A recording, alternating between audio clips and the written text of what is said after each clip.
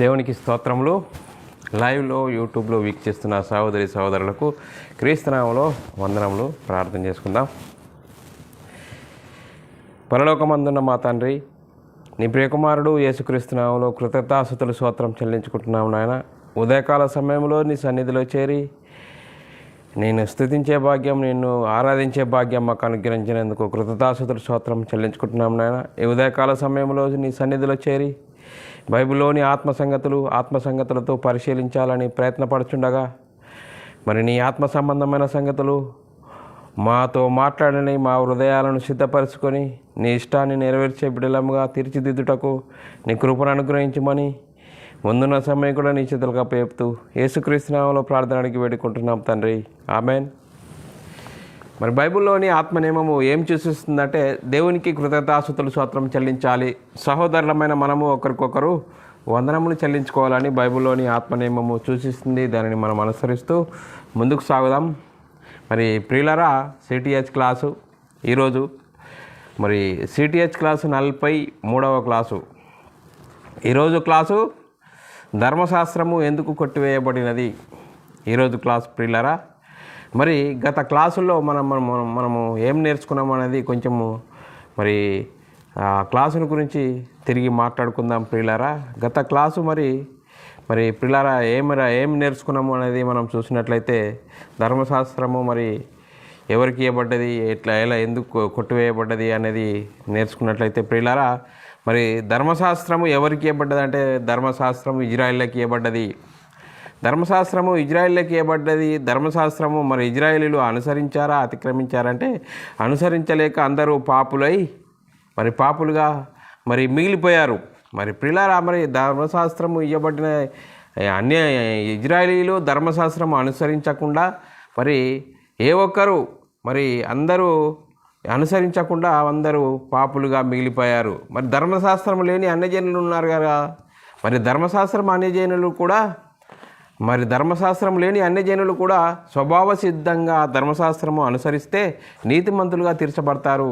కానీ వారు కూడా మరి ధర్మశాస్త్రమును అనుసరించలేక, ధర్మశాస్త్ర క్రియలు చేయలేక వారు కూడా మరి పాపులుగా మిగిలిపోయారు. మరి ఏ ఒక్కరు మరి నీతిమంతులు లేరు. మరి దేవుడు అనుగ్రహించి మహిమను పొందలేక అందరూ పాపానికి దాసులవుతున్న సమయంలో మరి యేసుక్రీస్తు మరి వచ్చారు ప్రియులారా. యేసుక్రీస్తు చేంజ్ చేశాడంటే మరి ధర్మశాస్త్రము లేకుండా చేయాలి. ధర్మశాస్త్రం లేకుండా చేయాలంటే ఏం చేయాలి? ధర్మశాస్త్రాన్ని తీసివేయాలి.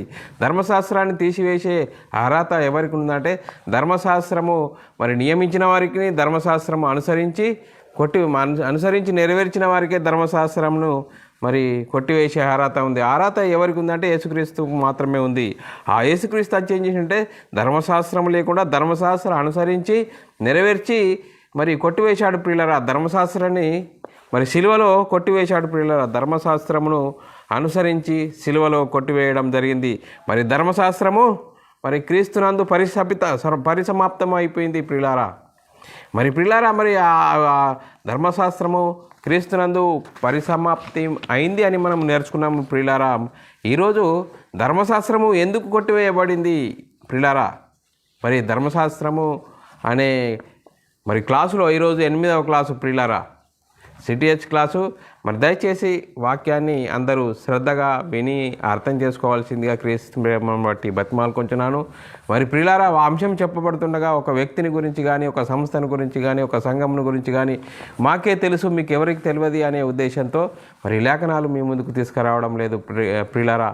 మరి క్రీస్తు ప్రేమ మమ్మలను బలవంతం చేయటం బట్టి మేము నేర్చుకున్నది మరి మేము విధంగా నేర్చుకున్నామో ఆ విధంగా అనేకులకు పంచిపెట్టడానికి దేవుడు చూపుతున్న కృపను బట్టి దేవునికి కృతజ్ఞతాస్తుతులు స్తోత్రం చెల్లించుకుంటున్నాను ప్రియులారా.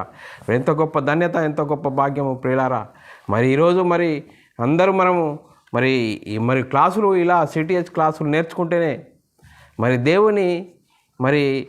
దేవుని పరిచర్యను సమయ సందర్భాలను బట్టి దేవుడికి మహిమ తెచ్చే వారంగా, దేవునికి ఘనత తెచ్చే వారంగా ఉంటూ ముందుకు సాగుదాము ప్రియులారా. మరి ఈరోజు ప్రియులారా, ధర్మశాస్త్ర భాగంలో 8వ క్లాసు ప్రియులారా, ధర్మశాస్త్రము ఎందుకు కొట్టివేయబడినది ప్రియులారా.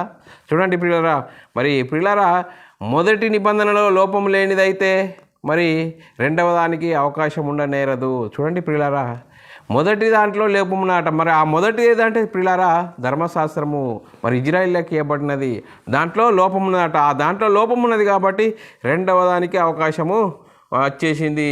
చూడండి ప్రియులారా, మరి లేఖనాలు చూసుకున్నట్లయితే హెబ్రీయులకు రాసిన పత్రిక 8వ అధ్యాయం 7వ వచనంను చదువుకున్నట్లయితే మరి చూడండి ప్రియులారా ధర్మశాస్త్రము ఏ విధంగా ఉన్నది. ధర్మశాస్త్రం అనేది హెబ్రీయులకు రాసిన పత్రిక 8వ అధ్యాయం 7వ వచనం చదువుకున్నట్లయితే ఏలయనగా ఆ మొదటి నిబంధనలో లోపం లేనిదైతే రెండవ దానికి అవకాశం ఉండనేరదు. చూడండి ప్రియులారా, మరి ధర్మశాస్త్రం ఎందుకు కొట్టివేయబడిందంటే మొదటి దాంట్లో లోపం ఉన్నదట. మొదటి ఏంది మరి చూడండి పిల్లల ధర్మశాస్త్రము. ఆ ధర్మశాస్త్రం ఎవరికి ఇవ్వబడ్డది? ఇజ్రాయిల్కి ఇవ్వబడ్డది. ఇజ్రాయిల్ అనుసరించారు, అతిక్రమించారంటే అతిక్రమించారు.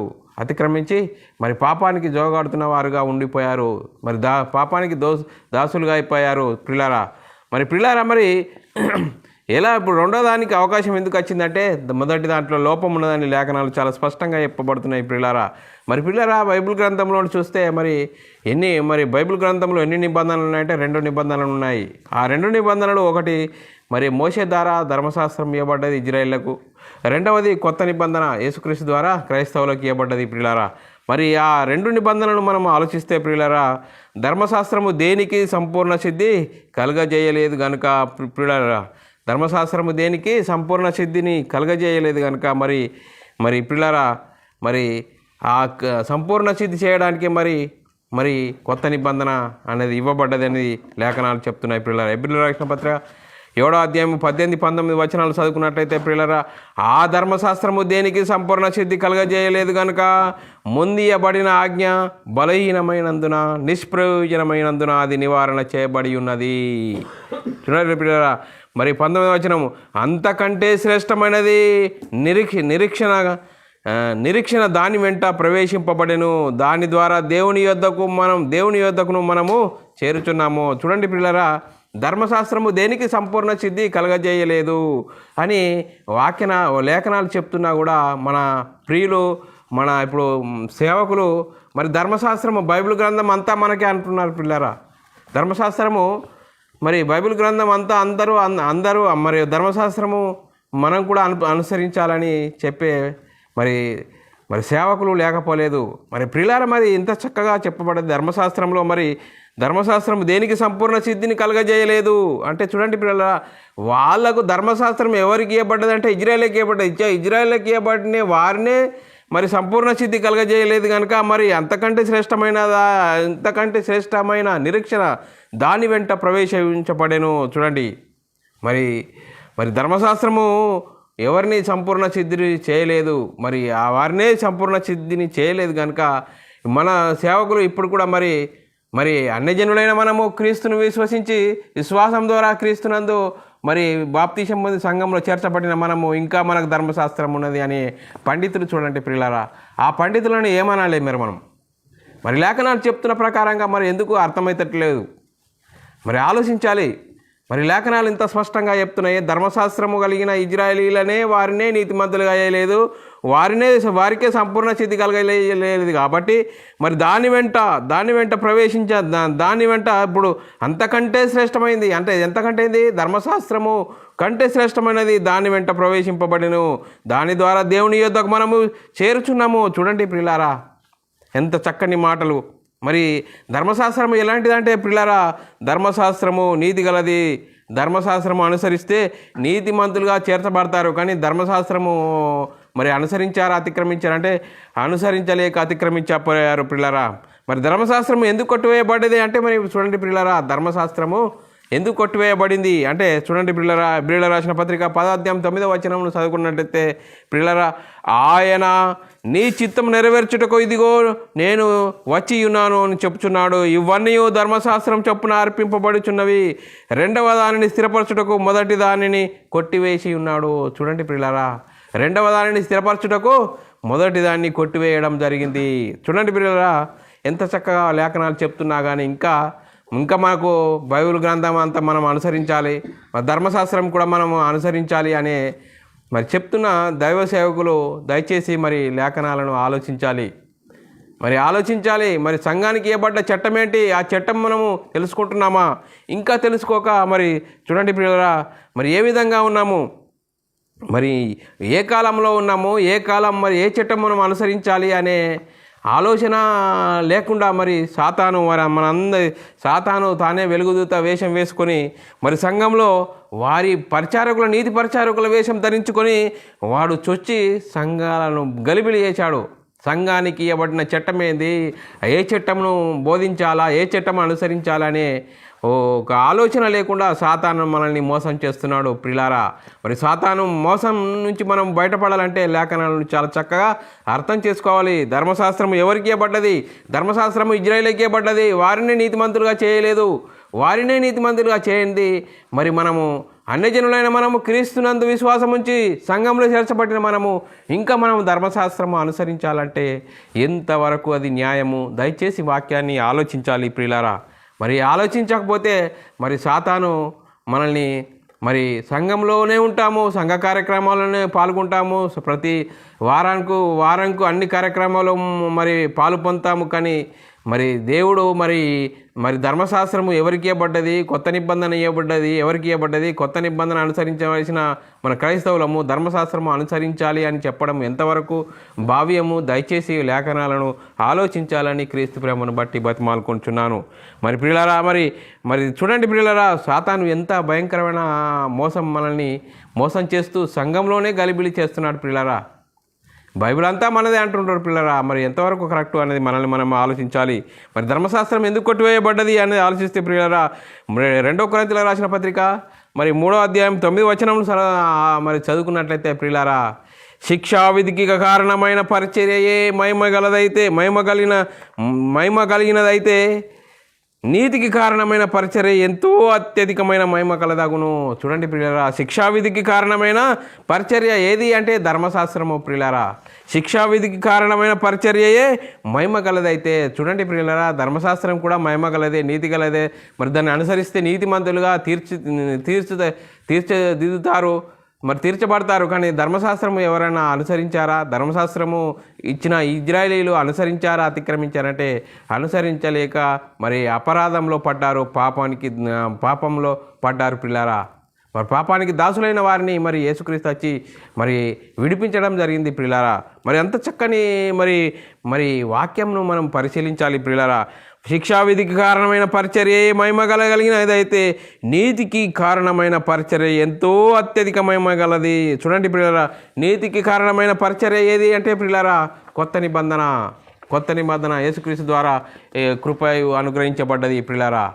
మరి పిల్లరా, ఎంత చక్కని మాటలు మనకు చెప్పబడుతున్నా వింటున్నా కానీ మనం చెవున పెట్టి ఇంకా బైబిల్లో ధర్మశాస్త్రం కూడా మనం అనుసరించాలి, బైబిల్ అంతా మనకే అని అనడం ఎంతవరకు భావ్యము? దయచేసి ఆలోచించాలని మనవి పిల్లరా. మరి ఇంకా 3వ అధ్యాయం 2 కొరింథీయులకు రాసిన పత్రిక 3:10 అధ్యాయమును 10వ వచనమును మరి చదువుకున్నట్లయితే ఇంకా క్లియర్గా మనకు అర్థమవుతుంది పిల్లరా. మరి అత్యధికమైనది మహిమ దీనికుండుట వలన ఇంతకు మునిపే మహిమ కలదిగా చేయబడినది, ఈ విషయంలో మహిమ లేనిదాయనో. చూడండి పిల్లరా, అది ధర్మశాస్త్రం మహిమ గలదే, కానీ దాని వెంట ఇవ్వబడినది కొత్త నిబంధన. ఆ గొప్ప కొత్త నిబంధనను గురించి మరి ఆలోచిస్తే ఎంతో నీతి గలది, నీతి కారణమైన పరిచర్య ఎంతో మహిమ గలదాయను.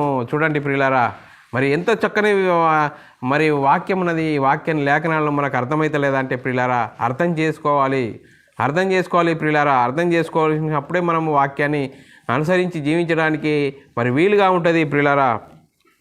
మరి చూడండి ప్రియులారా, నీతికి శిక్షావిధికి కారణమైన పరిచర్య అయితే ఏది? నీతికి కారణమైన పరిచర్య ఏది అంటే ప్రియులారా, అత్యధికమైన మహిమ దీనికుండుట వలన. చూడండి ప్రియులారా, కొత్త నిబంధన ఉండటం వలన ఇంతకు మునిపే ఆ మహిమ కలదిగా చేయబడినది, ఈ విషయంలో మహిమ లేనిదాయను. చూడండి ప్రియులారా, కొత్త నిబంధన ముందర ధర్మశాస్త్రము మరి దానికంటే మహిమ గలది.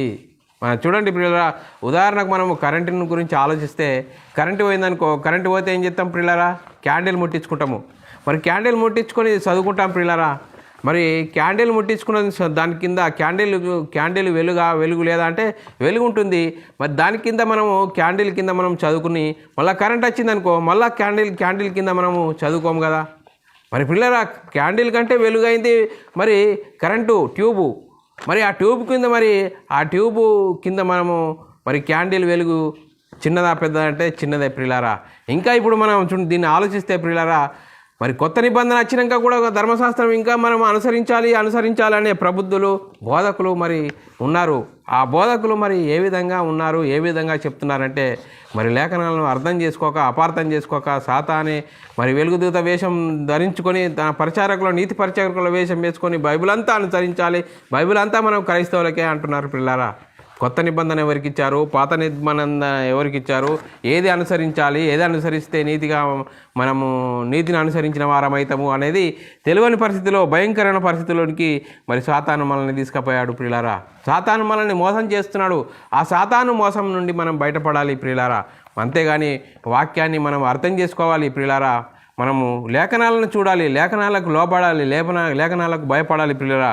అదే 2 కొరింథీయులకు రాసిన పత్రిక 3వ అధ్యాయం 11వ వచనం చదువుకున్నట్లయితే ప్రియులారా, తగ్గిపోయినదే మహిమగలదైతే, చూడండి, తగ్గిపోయినదే మహిమగలదైతే మహిమగలది ఉండిన ఎడల నిలుచున్నది మరీ ఎక్కువగా మహిమగలదవును కదా.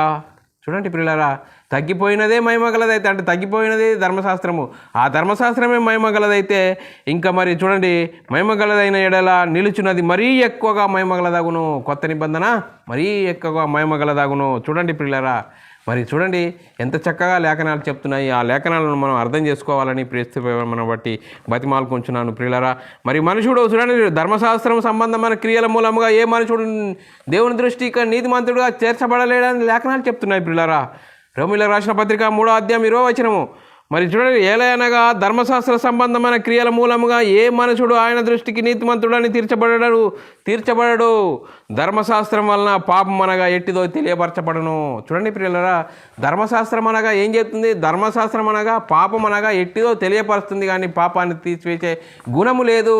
మరి పాపాన్ని తీసివేసే గుణం లేదు, పాపము. మరి చూడండి ప్రియులారా, ధర్మశాస్త్రము క్రియల మూలంగా ఏ మనుషుడు నీతిమంతుడుగా తీర్చబడని చాలా చక్కగా చెప్తున్నది. చూడండి ప్రియులారా, ఏ విధంగా ఉన్నది మరి ధర్మశాస్త్రము మనం అనుసరించాలంటే ధర్మశాస్త్రము మనకు ఇవ్వలేదు. ఎవరికి ఇవ్వబడ్డదంటే ఇజ్రాయేలుకి ఇవ్వబడ్డది. ఇజ్రాయేలుకి ఇవ్వబడిన ధర్మశాస్త్రమే వాళ్ళు అనుసరించలేక వాళ్ళని నీతిమంతులుగా చేయలేదు.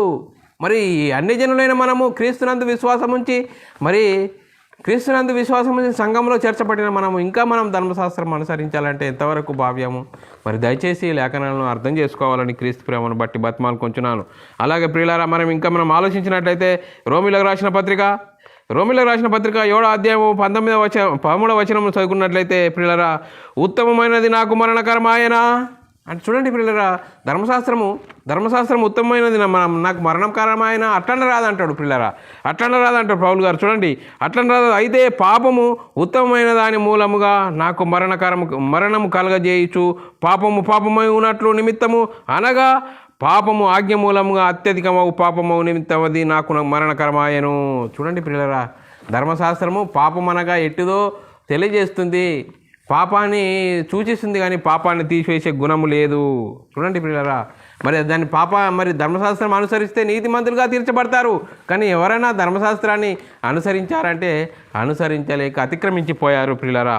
మరి ధర్మశాస్త్రం ఎందుకు కొట్టువేయబడ్డది? ఇంకా మనం ఆలోచిస్తే ప్రియులారా, ధర్మశాస్త్రం ఎందుకు కొట్టువేయబడ్డది? చూడండి ప్రియులారా, ధర్మశాస్త్రము అందు ఎవరు నిలకడగా లేనివారు, ధర్మశాస్త్రము ఎవ్వరూ నిలకడగా మరి లేనివారు ధర్మశాస్త్రము అనుసరించకుంటే శాపగ్రస్తులుగా చేయబడుతుందని వాక్యం చెప్తున్నాయి పిల్లరా. గలతీయులకు రాసిన పత్రిక 3వ అధ్యాయము 10, 11 12 వచనాలు చదువుకున్నట్లయితే ప్రియులారా, ఇంకా వివరంగా మనకు అర్థమవుతుంది. ధర్మశాస్త్రము విధించిన క్రియల సంబంధులందరూ శాపములకు లోనై ఉన్నారు. ఎందుకనగా ధర్మశాస్త్ర గ్రంథమందు వ్రాయబడిన విధులన్నీ చేయుట యందు నిలకడగా ఉండని ప్రతి వాడు శాపగ్రస్తుడని వ్రాయబడి ఉన్నది. చూడండి ప్రియులారా, ధర్మశాస్త్రము ఇవ్వబడ్డది. ఎవరికి ఇవ్వబడ్డది? ఇజ్రాయేలుకి ఇవ్వబడ్డది. ఇజ్రాయేలు మరి ధర్మశాస్త్రం అనుసరిస్తే అన్ని క్రమక్రమంగా అన్ని మరి ధర్మశాస్త్రము ప్రకారంగా విధించిన క్రియలన్నీ మరి విధులన్నీ చేయుట యందు నిలకడగా ఉండని ప్రతి వాడు శాపగ్రస్తుడని వ్రాయబడ్డది. పిల్లరా, ఎంత చక్కగా వ్రాయబడింది. ధర్మశాస్త్రం కలిగిన వారు ఎవరు? ఇజ్రాయేలీలే నీతిమంతులను చేయలేదు ప్రియులారా. మరి మన బోధకులు ఇంకా మరి ధర్మశాస్త్రం అనుసరించాలి అని చెప్పడము, ధర్మశాస్త్రము మనం కూడా అనుసరించాలి అని చెప్పడం ఎంతవరకు భావ్యము, ఎంతవరకు న్యాయము, ఎంతవరకు ఇది అర్థం చేసుకోవాలి ప్రియులారా. మరి ఏమి లేని అన్యజనులైన మనము చూడండి పిల్లలు, మనకు అన్యజనులకు ధర్మశాస్త్రం ఇవ్వబడ్డదా? లేదే. అన్యజనులైన మనము, క్రీస్తులోనికి వచ్చిన మనము, క్రీస్తునందు విశ్వాసం ఉంచిన మనము, క్రైస్తవులుగా తీర్చబడుతున్న మనము, క్రైస్తవులుగా క్రీస్తునందు బాప్తీసం తీసుకున్న మనము, క్రైస్తవులుగా మనము సంఘంలోనికి చేర్చబడిన మనం కూడా ధర్మశాస్త్రం అనుసరించాలి అంటే ఎంతవరకు భావ్యము, ఎంతవరకు అది ధర్మము? ఆలోచించండి. వాక్యం అలా చెప్తున్నదా? లేఖనాలు చెప్తున్నాయంటే లేఖనాలు ఆ విధంగా చెప్పట్లేదు. మరి ఏం చెప్తుందంటే, మరి సాతాను మనల్ని మోసం చేస్తున్నాడు. సాతాను మోసం చేసి సంఘంలో చేర్చబడి ఇక మరి బోధకుల వాడి నీతి పరిచారకుల ద్వారా మన బైబిల్ అంతా అనుసరించాలి, బైబిల్ అంతా మనకే అంటున్నారు పిల్లరా. ఎంతవరకు కరెక్టు? మరి అది జ్ఞానమా అజ్ఞానమా అనేది ఆలోచించాలి ప్రియులారా.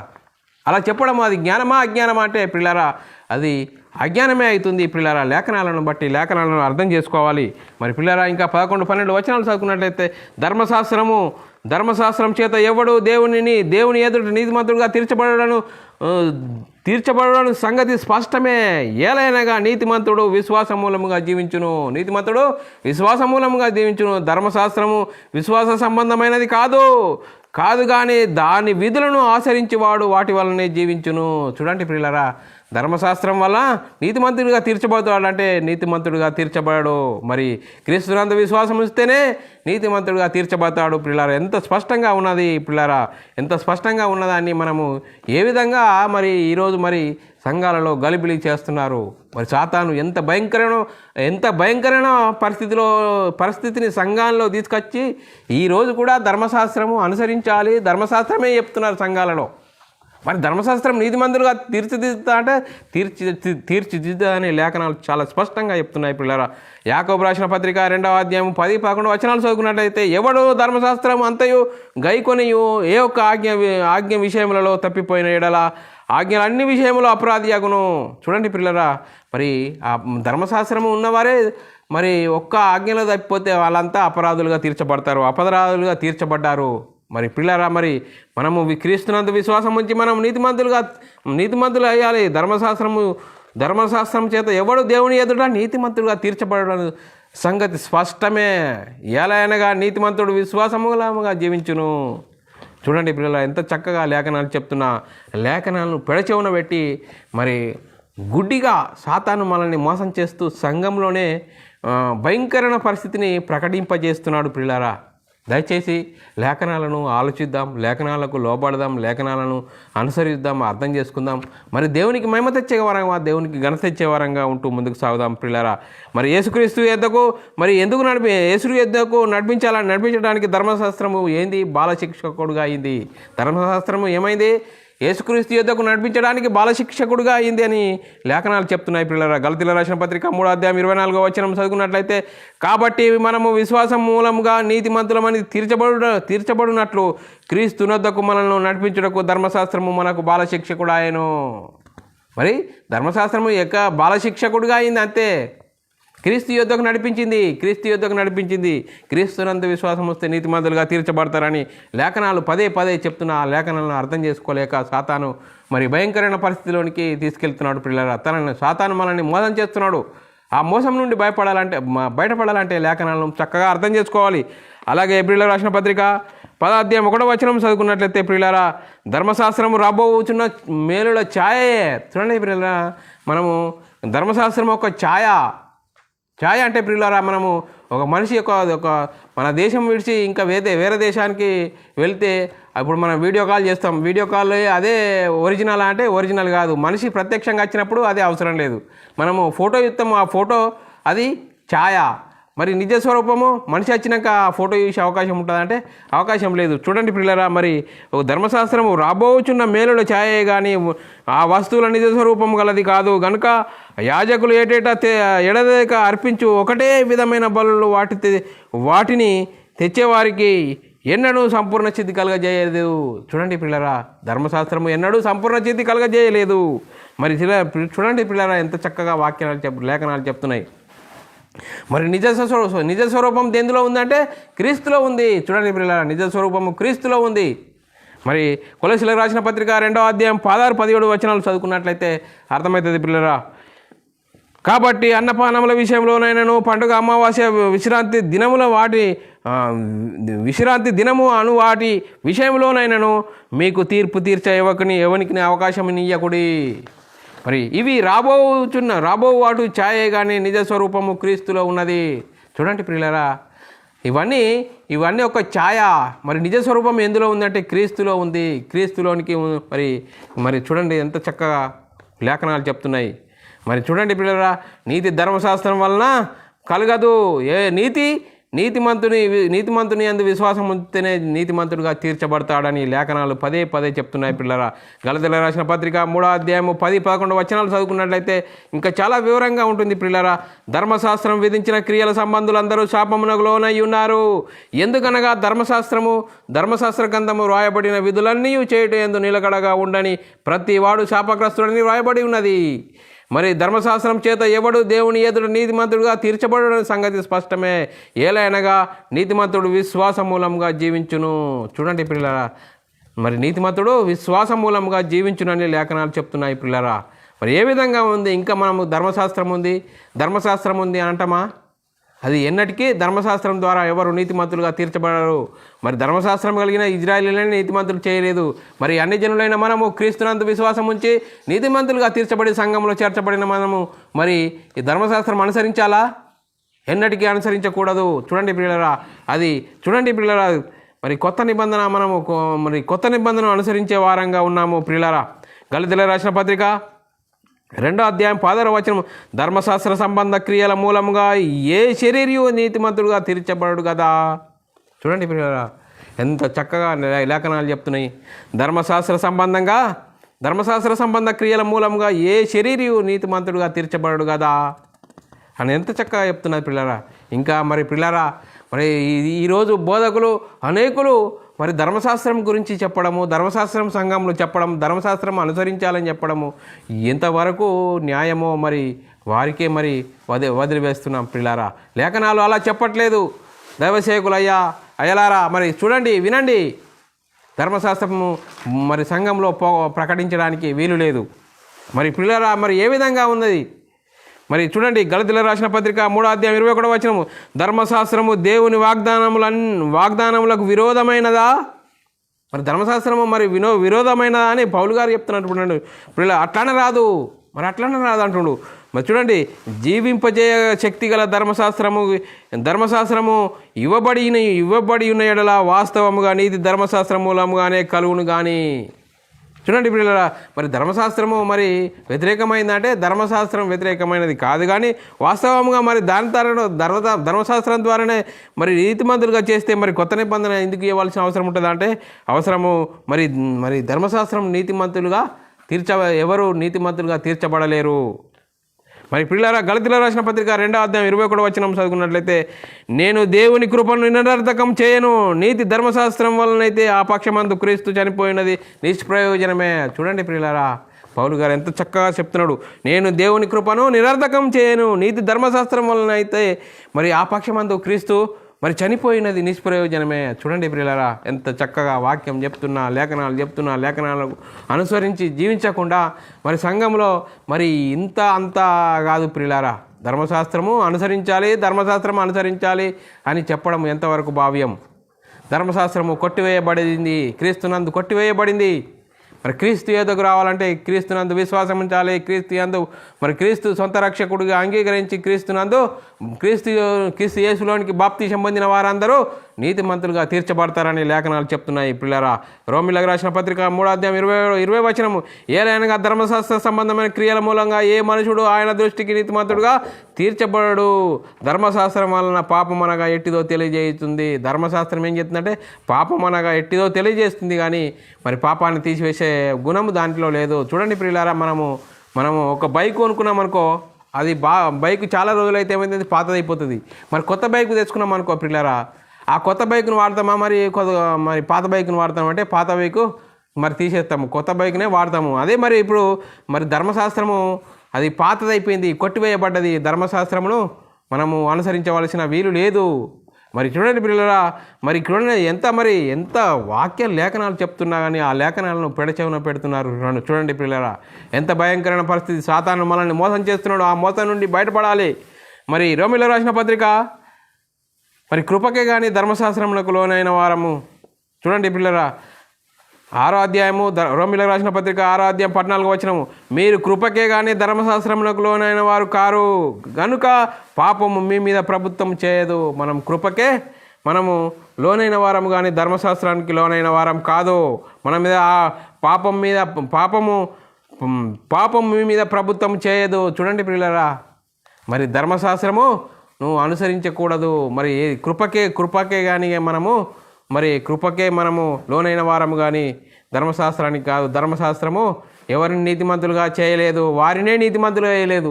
ధర్మశాస్త్రం చూడండి, ధర్మశాస్త్రం ఇచ్చిన ఇజ్రాయేలీలనే నీతిమంతులు చేయలేదు. మరి మనము ఏమీ లేని అన్యజనులైన మనము మరి క్రీస్తునందు విశ్వాసం ఉంచి క్రీస్తు యేసులోనికి బాప్తిసం పొందిన మనము సంఘంలో మన క్రైస్తవులుగా చేర్చబడిన మనము ధర్మశాస్త్రం అనుసరించాలా?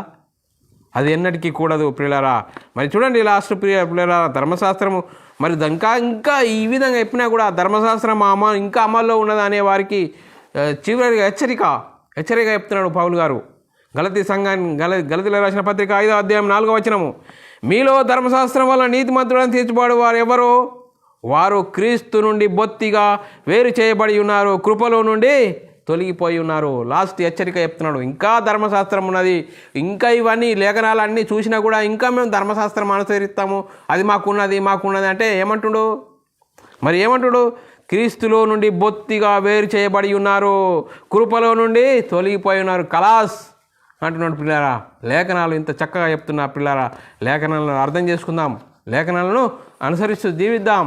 మరి చూడండి పిల్లారా, ధర్మశాస్త్రము ఇచ్చిన ఆ ఇజ్రాయేలీలనే వాళ్ళని నీతిమంతులు చేయలేదు. మరి అన్యజనులైన మనము మరి క్రీస్తునందు విశ్వాసం ఉంచి క్రీస్తు యేసులోనికి బాప్తీసం పొందిన మనము మరి యేసుక్రీస్తును సొంత రక్షకుడిగా అంగీకరించి యేసుక్రీస్తు ప్రభువు, యేసుక్రీస్తు దేవుని కుమారుడు, యేసుక్రీస్తు మరణ పునరుద్ధానంలో పాలిభాగస్తులు, యేసుక్రీస్తు నామంలో బాప్తీసం పొందిన సంఘంలో చేర్చబడిన క్రైస్తవుల మనము ఇప్పుడు మరి ధర్మశాస్త్రం అనుసరించాలా?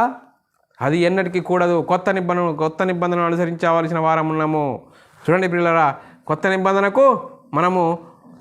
నిబంధన అనుసరించే వారంగా ఉన్నాము. క్రీస్తునందు విశ్వాసం ఉంచి మరి క్రీస్తును మరి కలిగిన మనము ఇప్పుడు ధర్మశాస్త్రం అనుసరించడానికి వీలు లేదని లేఖనాలు పదే చెప్తున్నాయి పిల్లరా. మరి వాక్యాన్ని వినండి, అర్థం చేసుకోండి. మరి పిల్లరా, వాక్యము లేఖనాలు చెప్తున్నాయి. లేఖనాలను మేము ముందుంచాము పిల్లరా.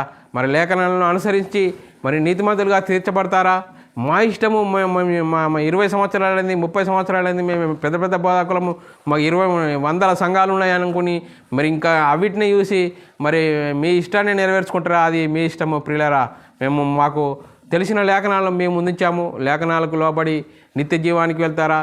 లేదు మా ఇష్టమే నెరవేర్చామని నిత్యనాశనానికి వెళ్తారా? అది మీ ఇష్టము ప్రియులారా. మరి చెప్పబడిన వాక్యం ప్రతి ఒక్కరి హృదయంలో నీరుగట్టి ఫలింపచేయును గాక. ఆమెన్. ప్రార్థన చేసుకుందాం. పరలోకమందున మా తండ్రి, నీ ప్రియకుమారుడు యేసుక్రీస్తు నామములో కృతజ్ఞతాస్తుతులు స్తోత్రం చెల్లించుకుంటున్నాం నాయన. ఇంతవరకు సజీవులుగా ఉంచి మరి ఈరోజు ధర్మశాస్త్రము ఎందుకు కొట్టివేయబడినది అన్నది అంశం నేర్చుకున్నాం. ధర్మశాస్త్రం కలిగిన ఇజ్రాయేలీలనే నీతిమంతులుగా చేయలేదు. మరి యేసుక్రీస్తు యందు విశ్వాసం ఉంచి నీతిమంతులుగా తీర్చబడును. మరి యేసుక్రీస్తు వచ్చి ధర్మశాస్త్రాన్ని కొట్టివేసి అందరినీ నీతిమంతులుగా చేయడానికి మరి యేసుక్రీస్తు యందు విశ్వాసం ఉంచి నీతిమంతులుగా తీర్చబడునని లేఖనాలు చెప్తున్నాయి. ఆ లేఖనాలను విన్న వాక్యాన్ని విడిచిపెట్టకుండా విన్న మాటల ప్రకారం మా జీవితాలను మరి సరిదిద్దుకొని ఇకనైనా వాక్యానికి లోబడి వాక్యానికి భయపడి నీకు మహిమ తెచ్చేవారంగా, ఘనత తెచ్చేవారంగా ఉండే ధన్యత మా అందరికీ అనుగ్రహించినందుకు కృతజ్ఞతాస్తుతులు స్తోత్రం చెల్లించుకుంటూ యేసుక్రీస్తు నామములో ప్రార్థన అడిగి వేడుకుంటున్నాం తండ్రి. ఆమెన్. మరి అందరికీ వందనములు, దేవునికి స్తోత్రాలు. ఇలాంటి అంశాలు వినాలనుకుంటున్నారా? యూట్యూబ్ ఛానల్లో బైబుల్ విజిటమ్ అని సబ్స్క్రైబ్ చేసుకోండి. మరి అనేకులకు మరి వినండి, అర్థం చేసుకోండి, అనేకులకు షేర్ చేయవలసిందిగా క్రీస్తు ప్రేమను బట్టి బతిమాలుకుంటున్నాను.